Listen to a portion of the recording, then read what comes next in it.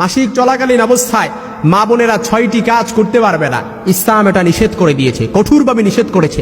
কোরআন আল কারীমে আল্লাহ তাআলা খুব চমৎকারভাবে সূরাতুল বাকারা 222 নম্বর আয়াতে এই নিষেধাজ্ঞা দিয়ে দিয়েছেন। মা বোনেরা মাসিক চলাকালীন অবস্থায় তারা এই 6টি কাজ করতে পারবে না। মা বোনদের যে মেনস্ট্রুয়েশনাল পিরিয়ড হয় মাসিক চলাকালীন, অর্থাৎ প্রত্যেক চন্দ্র মাসে যে মাসিকটা হয়, তাদের যে রক্তক্ষরণ হয়, এটা একেবারে স্বাভাবিক। যালিকা হুকমুল্লাহ ইয়াহকুম বাইনাকুম, আর এটা হচ্ছে আল্লাহ তাআলার বিধান। এই বিধান এটা আল্লাহ তাআলার ফায়সালা। রাসূল সাল্লাল্লাহু আলাইহি ওয়াসাল্লামের মাধ্যমে আল্লাহ তাআলা কোরআনের আয়াত নাজিল করলেন, ওয়াসআলুনাকা আনিল মাহিদ কুল হুয়া আযা। হে রাসূল, লোকেরা যখন আপনার কাছে মাসিক সম্পর্কে জিজ্ঞেস করেন, আপনি বলেন এটা খুব কষ্টকর, এটা যেন তেন কোনো বিষয় নয়, এটা খুব কষ্টকর।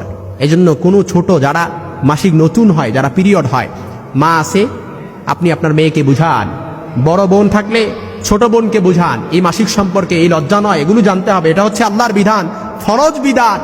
এই বিধান সম্পর্কে আপনাকে জানতে হবে। এজন্য ইসলাম মা বোনদের মাসিক চলাকালীন অবস্থায় 6টি কাজ নিষেধ করেছেন। এর 1 নাম্বার হচ্ছে মাসিক চলাকালীন অবস্থায় তাদের জন্য সহবাস করা হারাম করে দিয়েছেন। অর্থাৎ স্ত্রীদের প্রতি যদি কোনো স্বামী যদি সহবাস করে, এটা হারাম হয়ে যাবে। আর এর জন্য আল্লাহর কাছে তাওবা অবশ্যই করতে হবে, যেটা আল্লাহ তাআলা কোরআনের আয়াত দ্বারা আমাদেরকে কঠোরভাবে নিষেধাজ্ঞা করে দিয়েছেন। এই জন্য 2 নাম্বার যেটা করা যাবে না, মাসিক অবস্থায় স্ত্রীর নাভি থেকে হাঁটু পর্যন্ত দেখা বা স্পর্শ করা হারাম। আপনি বুঝেন কোথায় আপনি ইসলাম আমাদের জন্য কতটা সহজ করে দিয়েছে, কতটা ব্যালেন্সপূর্ণ ইসলাম করে দিয়েছে। মাসিক অবস্থায় স্ত্রীর নাভি থেকে হাঁটুর উপর পর্যন্ত দেখা, আপনি স্বামী, বৈধ স্বামী, অথচ আপনার জন্য হারাম। ভালো করে গানগুলো খরগোশের গানের মতো খাড়া করে শুনে নেন আর ভালো করে বুঝে নেন। 3 নাম্বার, মাসিক অবস্থায় নামাজ পড়া যাবে না এবং তার কাজা স্ত্রীদের জন্য মাফ, নারীদের জন্য মাফ। সুবহানাল্লাহ বিহামদি। ইসলাম কতটা ব্যালেন্সপূর্ণ, কতটা সহজ। আত-তাইসির ইউরিদুল্লাহু বিকুমুল ইউসরা ওয়ালা ইউরিদু বিকুমুল উসরা। ইসলাম সহজ চায়, কঠিন যায় না।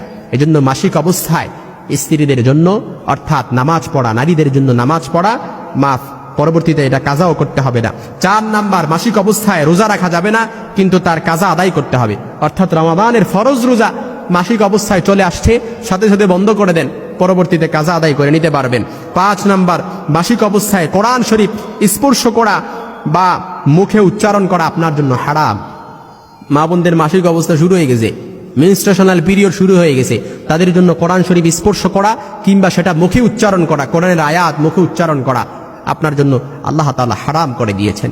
6 নাম্বার, মাসিক অবস্থায় আপনার স্ত্রীর সাথে শোয়া, তাকে কিংবা চুম্বন করা, আলিঙ্গন করা জায়েজ আছে, কিন্তু আপনার জন্য সহবাস করা হারাম।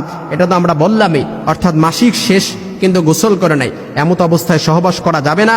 তবে মাসিক অবস্থায় কাবাগর তাওয়াফ করা ছাড়া হজের অন্যান্য কাজ করতে পারবে।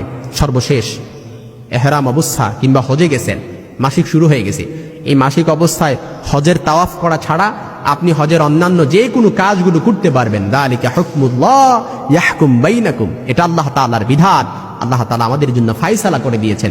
এজন্য মাসিক এটা তেমন কোনো বিষয় না। যার মাসিক হয় বুঝতে হবে সে স্বাভাবিক, সুস্থ, আর যার মাসিক হয় না বুঝতে হবে সে অস্বাভাবিক, সে অসুস্থ। এজন্য আল্লাহ তাআলা আমাদের মা বোনদেরকেও বুঝার তৌফিক দান করুক। মাসিক অবস্থা নিয়ে যত রকমের কুসংস্কার আছে, এই সব কুসংস্কার থেকে বেরিয়ে আসার তৌফিক দান করুক।